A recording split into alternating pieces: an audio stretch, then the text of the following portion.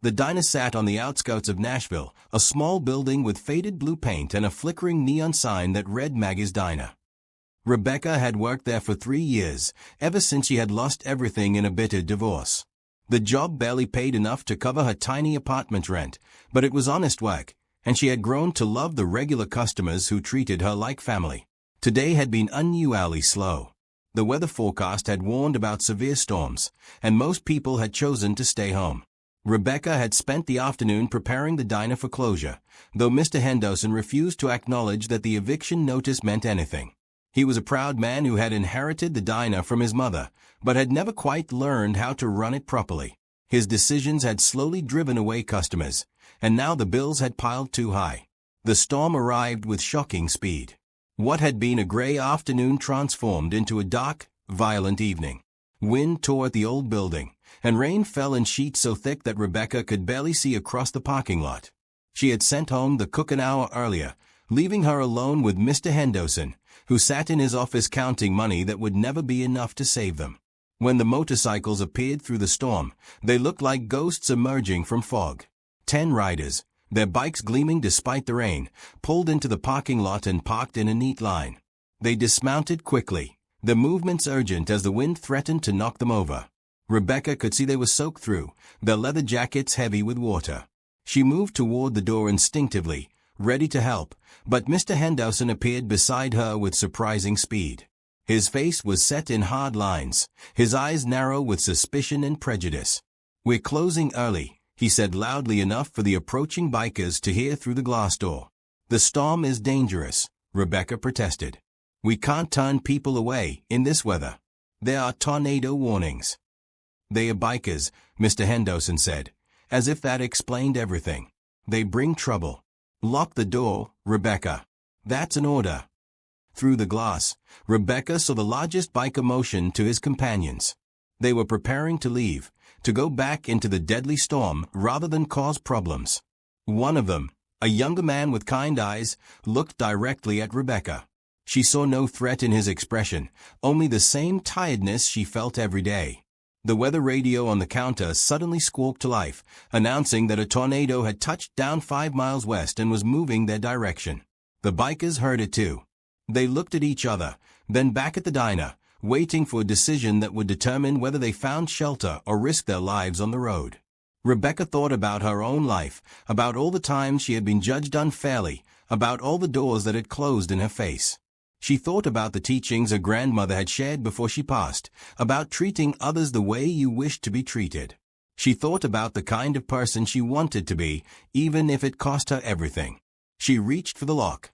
Her fingers closed around the cold metal. Mr. Henderson's voice rose in warning, but Rebecca had already made her choice. She turned the lock and pulled the door open. "Come in," she said to the bikers. "Come in and get warm." The 10 bikers filed into the diner, their boots squeaking on the linoleum floor.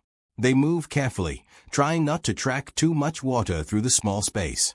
The largest man, who seemed to be their leader, pulled off his soaked bandana and nodded respectfully to Rebecca.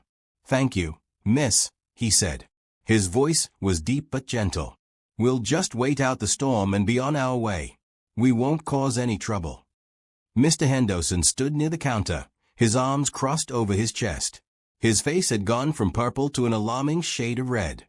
Rebecca could see the vein throbbing in his temple, the one that always appeared when he was about to explode. "Rebecca Miller," he said, his voice dangerously quiet. "You just cost yourself a job." "They need help," Rebecca replied, surprising herself with how steady her voice sounded. "The storm is too dangerous." "I don't care about the storm. I care about my diner. And I say who comes in and who doesn't." Mr. Henderson grabbed his jacket from behind the counter. "You're fired. Effective immediately. Clean out your locker and leave your uniform." The bikers exchanged glances. The youngest one, who had kind eyes, stepped forward. "Sir, we don't want to cause problems. We can leave if that helps." "You'll leave when the tornado passes," Rebecca said firmly. She turned to Mr. Henderson. "You can fire me, but you're not sending people out into that storm. I won't let you." Mr. Henderson's laugh was bitter. "You won't let me? This is my diner. You have no say here anymore." He pulled his keys from his pocket and headed toward the back door. Lock up when they leave. And don't come back. The back door slammed shut, leaving Rebecca alone with 10 strangers and an uncertain future. For a moment, nobody spoke.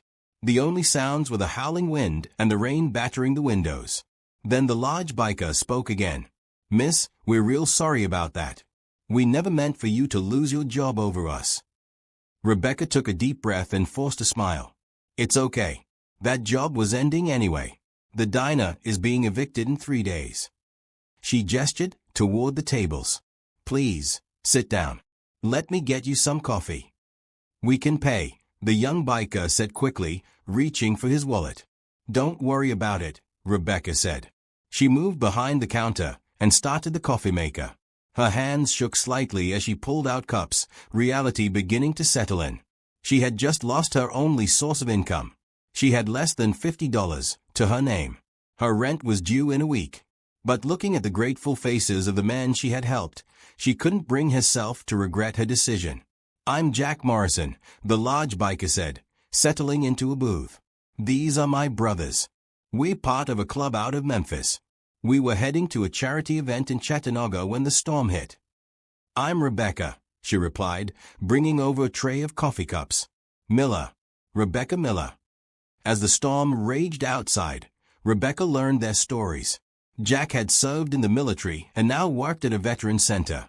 Tommy, the young one, was a teacher. The others had regular jobs, families, lives that contradicted every stereotype Mr. Henderson had held. They were good men who happened to ride motorcycles. When the coffee was gone, Rebecca's stomach growled audibly. She hadn't eaten since breakfast, saving money wherever she could. Jack noticed immediately. "You hungry?" he asked. "I'm fine," Rebecca lied. "Let us buy you dinner," Tommy said. "It's the least we can do." Rebecca hesitated, then nodded. She was too tired to be proud. She cooked burgers and fries for all of them, using ingredients that Mr. Henderson would have charged for but that she considered already lost. They ate together, sharing stories and laughter while the storm tried to tear the world apart outside. When they finally calculated the bill, Rebecca waved them off. "It's on the house.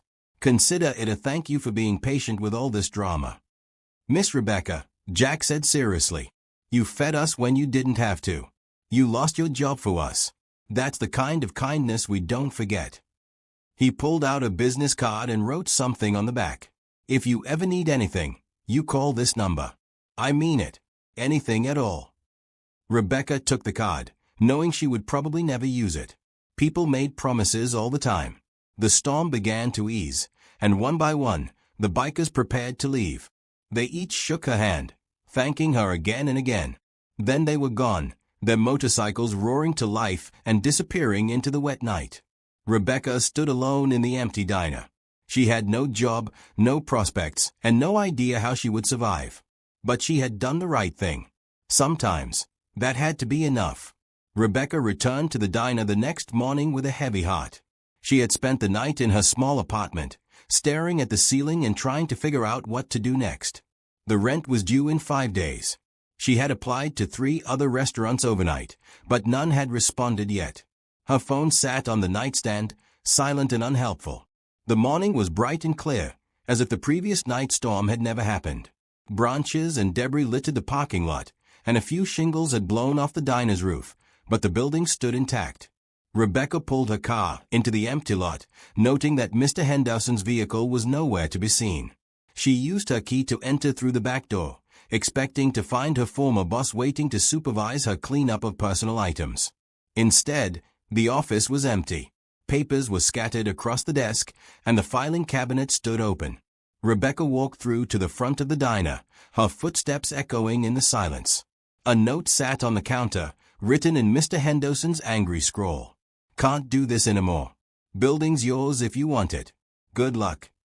Rebecca stared at the note, reading it 3 times before the words made sense. Mr. Henderson had abandoned the diner completely. She walked to the office and found the eviction notice still pinned to the bulletin board. 3 days until the bank took possession. 3 days until this place would be gone forever. She began gathering her things from her locker, a small collection of personal items that represented 3 years of her life. An extra pair of shoes, a framed photo of her grandmother, a sweater for cold days. As she packed them into a bag, she noticed an envelope tucked into the locker's back corner. Inside was $500 in cash and a note written in neat handwriting. "Miss Rebecca, thank you for your kindness. This is from all of us. Use it to get back on your feet. You have our number if you need more. With respect, Jack and the brothers." Rebecca's eyes filled with tears.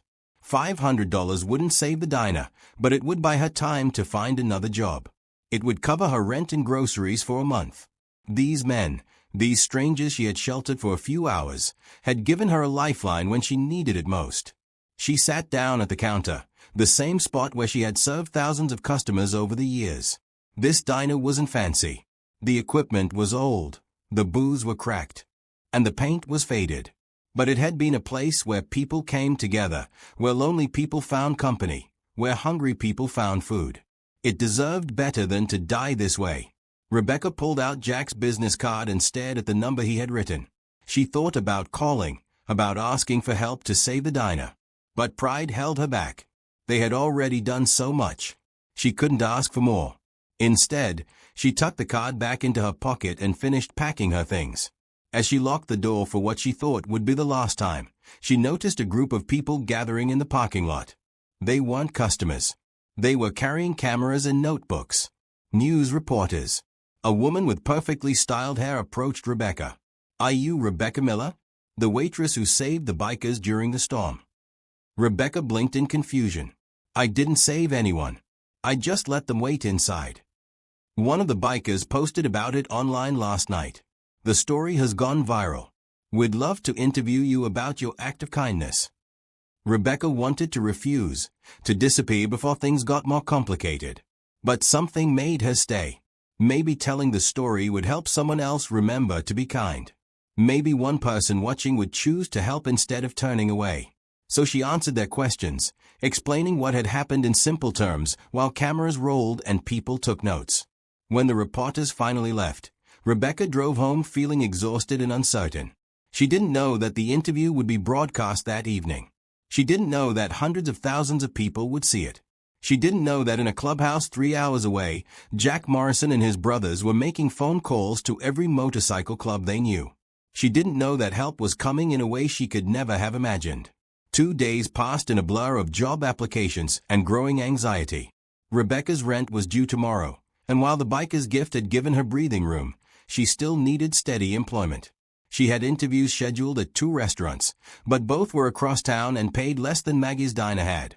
The story about her helping the bikers had spread across social media, and strangers had begun sending her messages of support.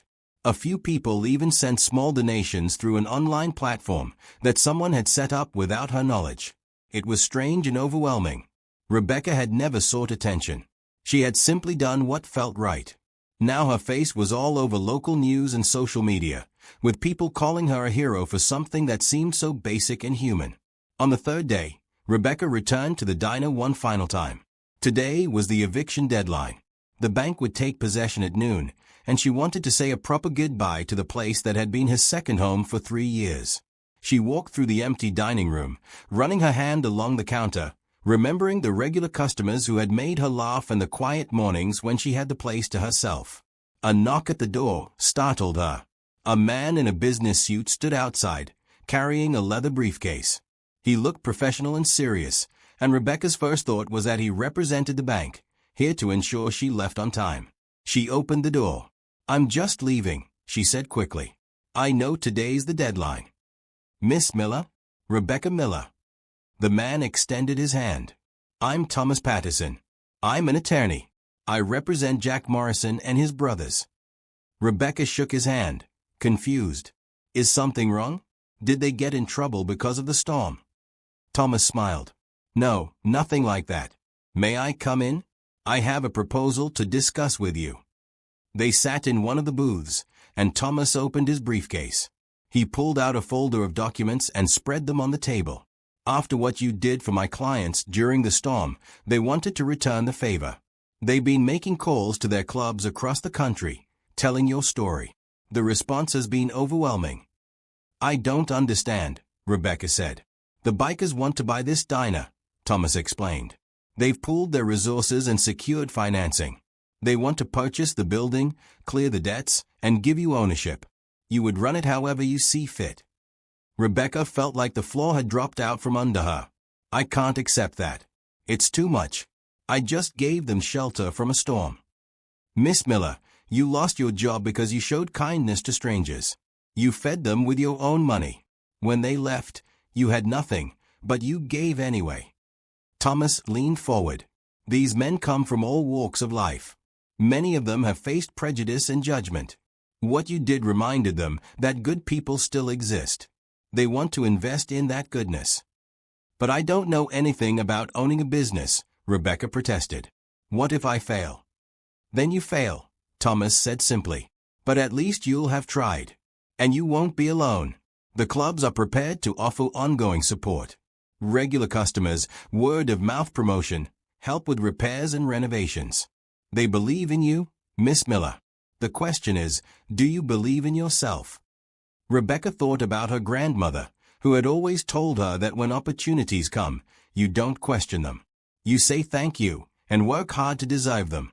She thought about the last few days, about how the biker's small act of gratitude had already changed her life. She thought about what this diner could become with a second chance. Yes, she said quietly, then stronger. Yes, I accept.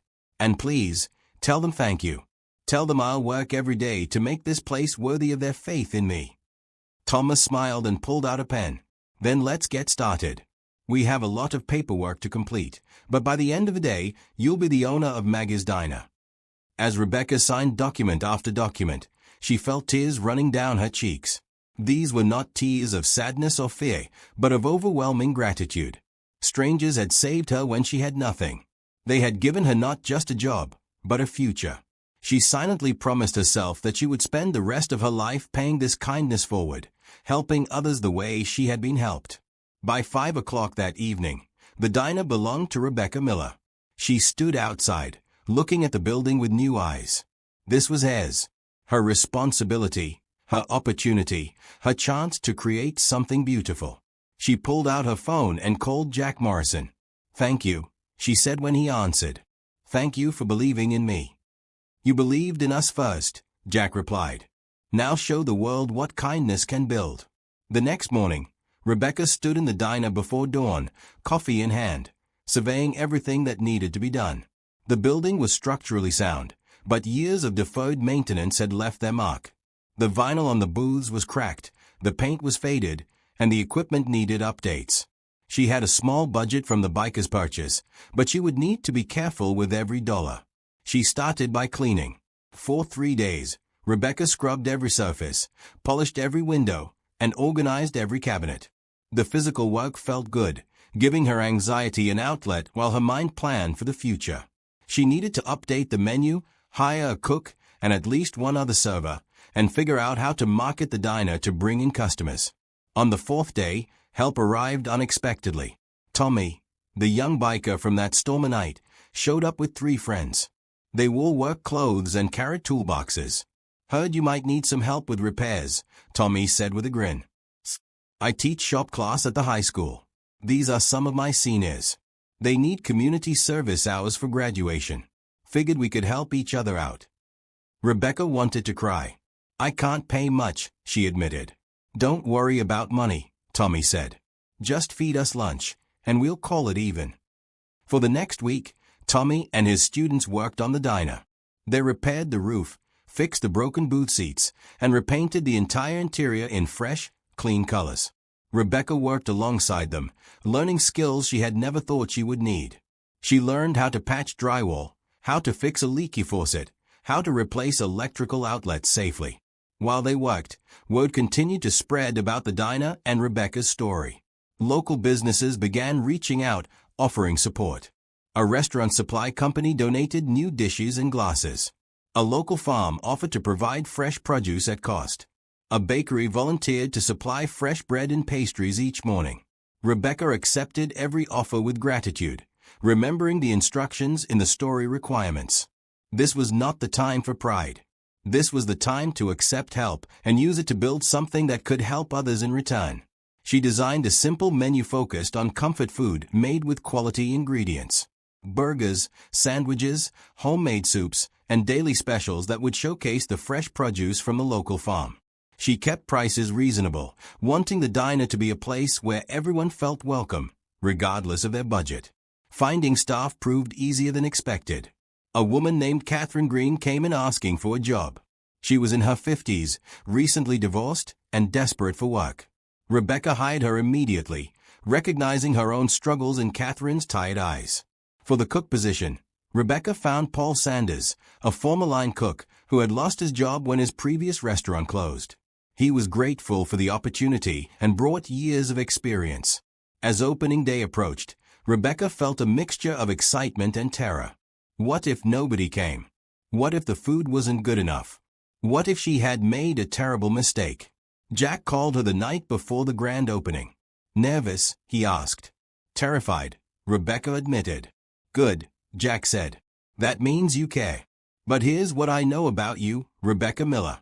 You're the kind of person who opens doors in storms. You're the kind who feeds strangers with money you don't have. That kind of heart doesn't fail. You're going to be fine. His words settled over her like a warm blanket. She had faced storms before and survived. She would face this challenge the same way, with courage, with kindness, and with faith that doing the right thing would lead to good outcomes. Rebecca went to bed that night dreaming of a diner filled with people, of laughter and conversation, of a place where everyone felt at home. She didn't know that tomorrow would bring something far beyond her wildest dreams. She didn't know that the bikers had been planning something extraordinary. She didn't know that her act of kindness was about to be repaid in a way that would change her life forever. Have you ever received unexpected help when you needed it most? Subscribe and share your story in the comments below. While Rebecca worked to prepare the diner for reopening, Jack Morrison and his brothers had been busy.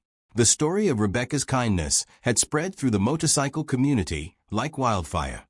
Clubs from across the country had reached out, wanting to help the woman who had stood up for bikers when her own security was at risk.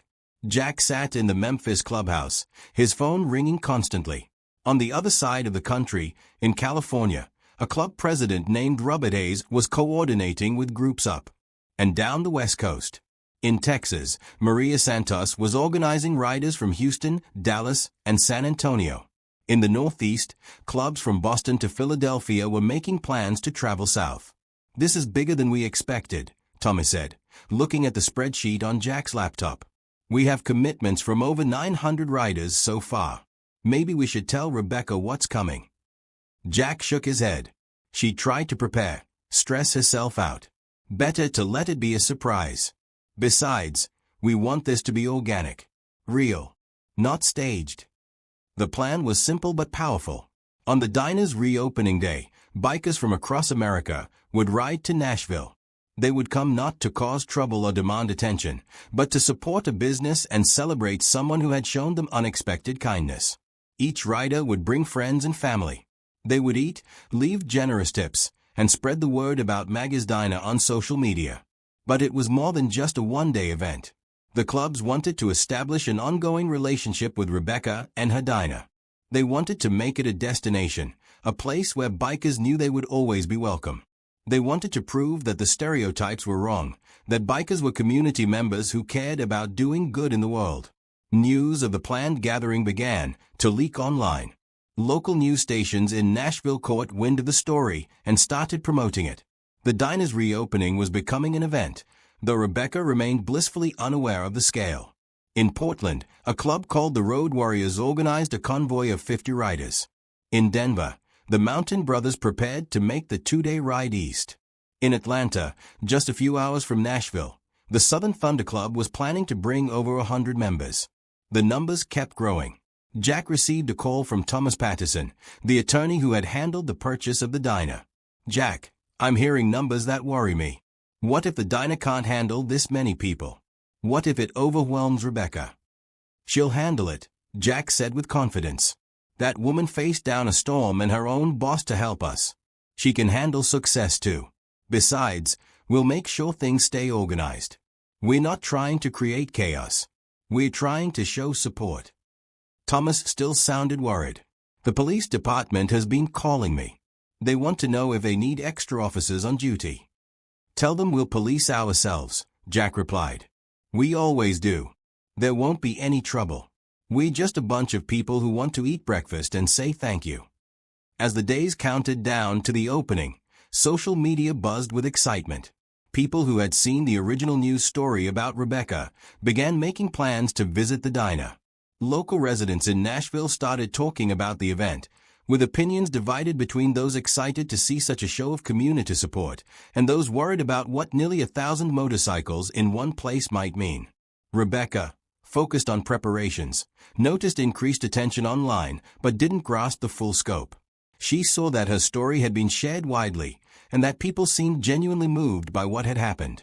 She responded to supportive messages when she had time, always humble and grateful, never imagining that she was about to witness something extraordinary. Catherine and Paul, her new employees, helped with final preparations. They stocked the kitchen, set up the dining room, and prepared for what they thought would be a modest opening day. Rebecca had told them to expect maybe 20 or 30 customers, mostly locals curious about the diner under new ownership. I just want to make it through the first week, Rebecca said as they worked. If we can build a base of regular customers and keep the quality high, we'll be okay. Catherine smiled. I think you're going to do better than okay. This place has good energy now. People will feel that. On the evening before opening day, Rebecca walked through the diner one last time. Everything was ready. The equipment was cleaned and tested, the ingredients were fresh and organized, the dining room was spotless. Tomorrow morning, she would open the doors at 6 in the morning and begin her new life as a business owner. She locked up and drove home, exhausted but hopeful. She had no idea that at that moment, hundreds of motorcycles were already on the road, heading toward Nashville. She had no idea that her small diner was about to become the center of something beautiful. She had no idea that tomorrow would change everything. Rebecca arrived at the diner at 4:30 in the morning, unable to sleep. She unlocked the door and flipped on the lights, breathing in the smell of fresh paint and possibility. Catherine and Paul arrived by 5, and together they began the opening routine. Coffee brewing, grill heating, prep work completed with careful attention to detail. At 5:45, Rebecca looked out the window at the empty parking lot. The sun was just beginning to rise, painting the sky in shades of pink and orange. She felt nervous butterflies in her stomach, the same feeling she remembered from her first day of school as a child. Whatever happens, we'll be okay, Catherine said, touching Rebecca's shoulder. We've got good food and good hearts. That's enough. Rebecca nodded and turned the sign on the door from closed to open. She stepped back inside and waited. For the first 15 minutes, nothing happened. The parking lot remained empty, the phone silent. Rebecca tried not to feel disappointed, reminding herself that it was early and word of mouth took time to build. Then she heard it, a low rumble in the distance, like thunder rolling across the ground. She walked to the window and looked out. On the highway in the distance, she could see headlights. Many, many headlights. What is that? Paul asked, coming to stand beside her. The rumble grew louder. The headlights grew closer, and then the first motorcycle turned into the parking lot, followed by another, and another, and another. They kept coming, a seemingly endless stream of bikes, riders, and passengers. They filled the parking lot, then spilled onto the side streets, then lined the road in both directions. Rebecca's hand flew to her mouth. Oh my God! Jack Morrison was the first through the door, his familiar face breaking into a huge smile. Morning, Miss Rebecca. Told you we'd be back. We brought some friends. Behind him came Tommy and the other 8 bikers from that stormy night. Behind them came hundreds more. They filed into the diner, filling every booth and chair, then spreading out into the parking lot where others had set up folding tables and chairs they had brought with them. The morning became a beautiful blur. Rebecca, Catherine, and Paul worked faster than they had ever worked, cooking and serving as fast as they could manage. The orders kept coming, and miraculously, they kept up. The bikers were patient, kind, and generous. They left tips that sometimes exceeded the cost of their meals. They took photos and posted on social media, tagging the diner and sharing Rebecca's story. Local news vans arrived, their crews filming the incredible scene. A reporter approached Rebecca during a brief lull. Did you know this was going to happen? Rebecca shook her head, tears streaming down her face. I had no idea. I just opened the door during a storm. That's all I did. You showed kindness when it cost you everything, the reporter said. These people want to show you that kindness comes back multiplied. The bikers kept coming throughout the morning. By noon, Rebecca estimated they had served over 500 people, and there were still hundreds waiting. The diner had never seen anything like this. The cash register rang constantly, and the kitchen worked at full capacity. But it wasn't just about the business. It was about the connections. Rebecca talked with veterans who told her about their service. She met teachers, nurses, mechanics, and office workers. She learned that bikers were just people, as varied and complex as any group. They shared stories of times they had been judged unfairly and times when someone's kindness had changed their lives. A woman named Jennifer approached Rebecca with tears in her eyes. My husband died last year. He was a biker. He always said the motorcycle community was like family. Today proves he was right. Seeing all these people come together to support you reminds me that we're not alone in this world. Kindness matters. Rebecca hugged her, unable to find words adequate to express how she felt. This was beyond anything she could have imagined. This was proof that one small act of decency could ripple outward in ways impossible to predict. As afternoon turned to evening, the crowd finally began to thin. The bikers had to get back on the road, heading home to their own lives and responsibilities. But they had accomplished their mission. They had shown Rebecca and the world that when someone stands up for what's right, good people notice and respond. The day after the massive gathering, Rebecca expected things to quiet down. Instead, she woke to find her phone flooded with messages, her social media filled with tags and mentions, and the diner's reservation line ringing constantly. The story had gone national overnight. Major news networks had picked it up, and the video of hundreds of bikers gathering to support a small diner had been viewed millions of times. People from across Nashville began stopping by, wanting to meet Rebecca and experience the diner that had become famous for kindness. The lunch rush that day was nearly as busy as the biker gathering had been. Rebecca, Catherine, and Paul worked smoothly together, having learned to function as a team during the previous day's chaos. But the impact went beyond just business success. Other struggling business owners began reaching out to Rebecca, asking for advice. She met with a woman named Laura Peterson who owned a bookstore on the verge of closing. Rebecca shared what she had learned, connected Laura with some of the bikers who had helped her, and encouraged her to keep fighting for her dream. The motorcycle clubs established a regular schedule of visits. Different groups would make Maggie's Diner a stop on their rides, ensuring steady business and constant positive word of mouth. But they did more than just eat there. They helped Rebecca expand her mission to help others. Jack Morrison approached Rebecca a week after the grand opening with a proposal. We want to establish a fund, he said. Other small businesses that are struggling, people who need a second chance like you got. The clubs will contribute, and we'll use the diner as a model for how community support can save local businesses. Rebecca agreed immediately. Together with the bikers and Thomas Patterson, she established the Second Chance Fund. It would provide small grants and business support to entrepreneurs who faced unfair circumstances or needed help getting back on their feet. The diner would host fundraising events, and a portion of the diner's profits would go into the fund. The first person they helped was Paul's daughter, Sarah, who had been trying to start a catering business but lacked the capital for equipment. The fund purchased a commercial kitchen setup and helped her develop a business plan. Within months, her catering company was thriving, and she made sure to credit the diner and the bikers for believing in her. Local businesses that had initially worried about the biker presence began to recognize the positive impact. The gathering had brought thousands of visitors to Nashville, many of whom had explored other parts of the city. Hotels, gas stations, and tourist attractions had all benefited. The mayor's office reached out to Rebecca, asking if she would be willing to help promote Nashville as a welcoming, community-focused city.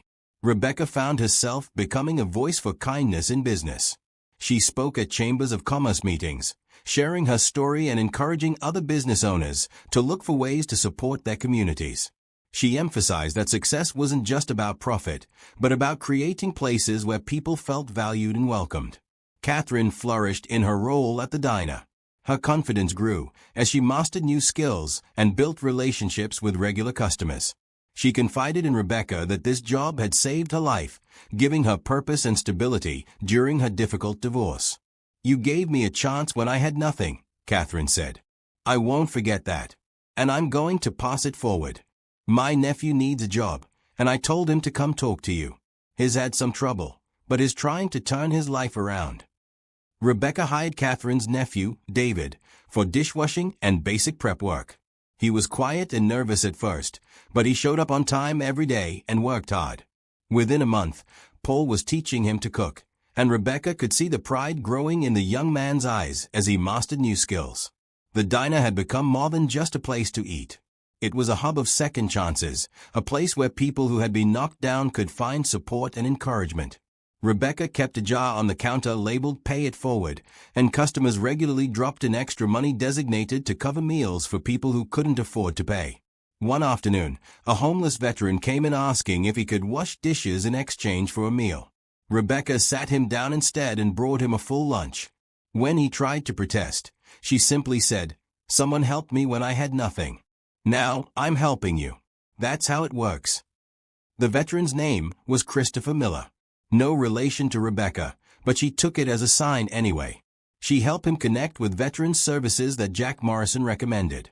Within weeks, Christopher had housing and was working part-time at the Veteran Center. He became a regular at the diner, always sitting at the counter and chatting with other customers about his journey from the streets to stability. As word of the diner's mission spread, more people came not just for food, but for hope. They came with their stories of struggle and left with encouragement and practical help. The motorcycle clubs continued their support, but now they were joined by churches, civic organizations, and individual volunteers who wanted to be part of something positive. Rebecca stood in her diner one evening after closing, looking around at everything they had built. The walls were covered with photos of the people they had helped, the events they had hosted, the community they had created.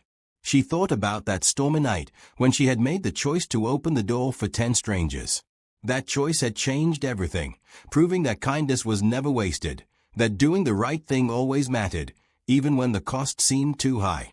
6 months after opening, Maggie's Diner had become a Nashville institution.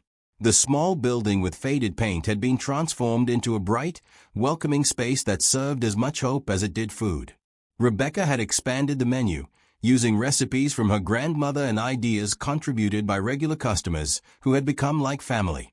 The Second Chance Fund had helped 12 small businesses stay afloat or get started. Each success story brought new energy to the mission. The fund's success attracted attention from larger organizations, and Rebecca found herself fielding calls from foundations that wanted to partner with her work. One morning, a man in an expensive suit walked into the diner during the breakfast rush. He introduced himself as William Brooks, a representative from a national restaurant chain. He wanted to talk about franchising Maggie's Diner, turning it into a chain that could spread across the country. "Your story is inspiring," William said over coffee. "And your model of community-focused business is exactly what consumers want right now. We could make you wealthy, Rebecca. We could turn this into something massive." Rebecca listened politely, but she knew her answer before he finished his pitch. "I appreciate the offer, Mr. Brooks. But Maggie's Diner isn't about becoming massive. It's about being exactly what this community needs, right here, right now. If I franchised it, we'd lose what makes it special.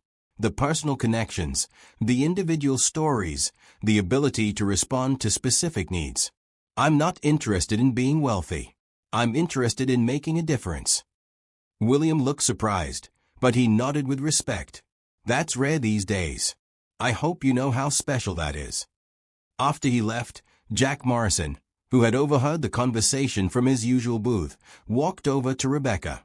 "You just turned down probably millions of dollars." "I turned down a distraction from what matters," Rebecca replied. "Money is useful, but it's not the goal. Helping people is the goal. Building community is the goal. This diner is exactly the right size for what we're trying to do." The motorcycle clubs had continued to grow their relationship with the diner. They organized charity rides that ended at Maggie's, raising money for various causes. They helped with building maintenance and repairs. They referred friends and family who needed the kind of second chance the diner specialized in providing. Tommy brought his high school students by regularly. They volunteered, learned about running a business, and saw firsthand how kindness and hard work could create something meaningful. Several of his students expressed interest in culinary careers entrepreneurship, inspired by what they had witnessed at the diner. Rebecca started a program called Sunday Dinners, where people who were alone or struggling could come to the diner for a free family-style meal. The program was funded by donations and the diner's profits. It became hugely popular, with volunteers from all over Nashville coming to help cook and serve. The Sunday Dinners brought together people from all walks of life, from the homeless to wealthy business owners, all sharing a meal as equals. Catherine had been promoted to manager, giving Rebecca more time to focus on the Second Chance Fund and community outreach. Catherine ran the diner with the same philosophy of kindness and inclusion that Rebecca had established.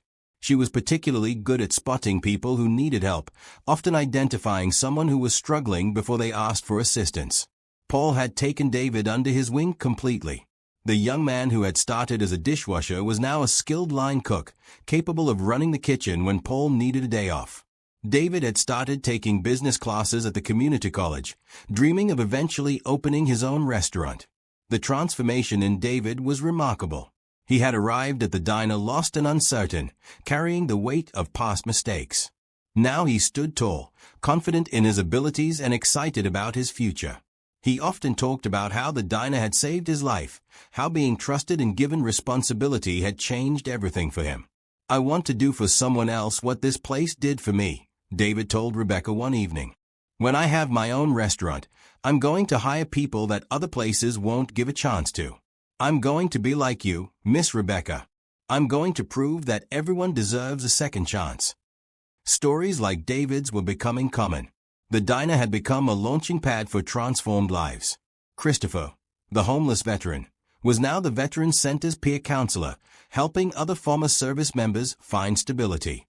Laura's bookstore had survived and was thriving, having found its niche in community events and local author support. Sarah's catering business had grown so much that she hired 3 employees. Each success reinforced Rebecca's belief that kindness was the most powerful force for change in the world. People just needed someone to believe in them, to give them a chance, to show them that their past didn't have to define their future. The diner's walls had become a gallery of hope. Photos of the people they had helped, news clippings about the Second Chance Fund, thank you letters from families whose lives had been changed. Visitors would spend time reading the stories, often leaving in tears, inspired to look for ways to make a difference in their own communities. Rebecca had been invited to speak at conferences and events across the country, but she rarely accepted. Her place was here, in the diner, serving food and hope to whoever walked through the door. This was where she belonged, where she could make the most impact. One particularly busy Saturday, Rebecca looked around the packed dining room and felt a wave of gratitude so strong it nearly knocked her over. 2 years ago, she had been a struggling waitress with nothing. Now she had purpose, community, and the joy of watching people's lives change for the better. All because she had chosen kindness when it would have been easier to turn away. 1 year after the grand opening, Rebecca stood outside Maggie's diner at dawn, coffee in hand, watching the sunrise. The building had been repainted again, this time in cheerful blue and white that made it stand out like a beacon of hope along the road. The parking lot had been expanded to accommodate the steady stream of customers, and a mural had been painted on the side wall depicting motorcycles, community members, and the words "kindness always comes back." Today was special. The original 10 bikers who had sheltered from the storm were returning for an anniversary celebration. The motorcycle clubs from across the country had organized another gathering, though this one was planned and coordinated with the city. Nashville had embraced the annual tradition, seeing it as a positive event that brought visitors and showcased the city's welcoming spirit. Catherine arrived early, as always, with Paul and David close behind. The team had grown to include 2 more servers and another cook. Everyone who worked at the diner understood that they weren't just serving food. They were part of a mission to spread kindness and create opportunities. By 9 in the morning, the parking lot began to fill with motorcycles. This time Rebecca was ready, though no less moved by the sight. The rumble of engines, the gleam of chrome, the friendly waves from riders wearing their club colors. These people had become family over the past year. Their regular visits and ongoing support a constant reminder that community could be built anywhere, with anyone, as long as people chose kindness. Jack Morrison walked through the door first, just as he had 1 year ago. He was followed by Tommy and the rest of the original 10. They had aged a year, but the warmth in their eyes remained the same. "Miss Rebecca," Jack said, pulling her into a hug. "Happy anniversary." "I can't believe it's been a year," Rebecca replied, her voice thick with emotion. "Thank you for everything. For believing in me. For giving me this chance." "You gave us shelter when we needed it," Jack said. "We just returned the favor. Everything else, all of this, that's all you. You built something beautiful here." The celebration lasted all day. Current and new customers mixed with the bikers, sharing stories and building new friendships. Rebecca had arranged for food trucks to help handle the crowd, all of them owned by people who had been helped by the Second Chance Fund. It was a showcase of what could happen when a community decided to lift each other up instead of tearing each other down. The mayor attended, giving a speech about how Maggie's Diner had become a symbol of what made Nashville special. Representatives from the foundations that now partnered with the Second Chance Fund announced an expansion of the program to other cities. The diner's model of community-based business support was being replicated, spreading the message that everyone deserved a chance to succeed. But the most moving moment came when David stood up to speak. The young man who had arrived at the diner lost and uncertain now stood confident and articulate before the crowd. "A year and a half ago, I had nothing," David said. "I had made mistakes, and nobody wanted to give me a chance to prove I could do better. Then Miss Rebecca hired me to wash dishes. She didn't know me. She didn't know if I would show up or work hard. She just trusted me. That trust changed everything. It gave me a reason to be better. And now I have a future. I'm in school, I'm learning a trade I love, and I know that I can be someone who helps others the way I was helped. That's what this place does. It gives people a reason to believe in themselves." The crowd applauded, and Rebecca saw more than a few people wiping tears from their eyes. This was why she had accepted the bikers' help. This was why she had turned down the franchise offer. This was the work that mattered, changing individual lives and trusting that those changes would ripple outward to transform communities. As the sun began to set, the bikers prepared to head home. They had ridden in from dozens of states, but now they had to return to their own lives and responsibilities. Before leaving, Jack handed Rebecca an envelope. "This is from all of us," he said. "The clubs across the country took up a collection. We want you to expand the Second Chance Fund. Help more people. Keep doing what you're doing." Inside the envelope was a check for $50,000. Rebecca stared at it, overwhelmed. "This is too much. You've already done so much." "It's never too much when it comes to building something good," Jack replied. "Use it well. We trust you." As the motorcycles rode away into the sunset, their engines creating a symphony of purpose and community, Rebecca stood outside the diner with Catherine, Paul, and David beside her. They watched until the last bike disappeared around the corner, the rumble fading into memory. "What do we do now?" Catherine asked. Rebecca smiled. "We keep going. We open the doors tomorrow morning and serve whoever walks in. We look for people who need help and figure out how to provide it. We keep choosing kindness every single day." She looked at the diner, at the mural on the wall, at the full parking lot of cars belonging to regular customers who had come for the celebration. This place had become so much more than she had ever imagined that stormy night when she opened the door for 10 strangers. The story had taught her that kindness was never wasted, that doing the right thing, even when it cost everything, was always worth it. That community could be found anywhere, built by anyone, as long as people were willing to open doors instead of closing them. As they went back inside to clean up from the celebration, Rebecca silently thanked her grandmother for the lessons about treating others with decency. She thanked the storm for bringing those 10 bikers to her door. She thanked Mr. Henderson for firing her, because that act had pushed her toward her true calling. She thanked Jack and all the bikers for believing in her and giving her the chance to build something meaningful. Most of all, she thanked whatever force in the universe ensured that kindness always found its way back home. She had opened a door during a storm, and the world had responded by opening 1,000 doors for her. Now it was her mission to keep opening doors for others, to keep spreading the message that goodness existed, that people cared, that hope was never misplaced. Maggie's Diner would continue serving food and second chances. The Second Chance Fund would help more struggling businesses and individuals. The Sunday dinners would feed more lonely people. The motorcycle clubs would keep riding in, bringing their fellowship and support. And Rebecca would be here, every day, living proof that one person's choice to be kind could change everything. The sunrise tomorrow would bring new challenges and new opportunities. But Rebecca was ready. She had learned that when you choose love over fear, kindness over judgment, and hope over despair, the universe conspires to help you succeed. She had learned that community wasn't something you found. It was something you built, one act of kindness at a time. And she had learned that the most powerful force in the world wasn't money or status or fame.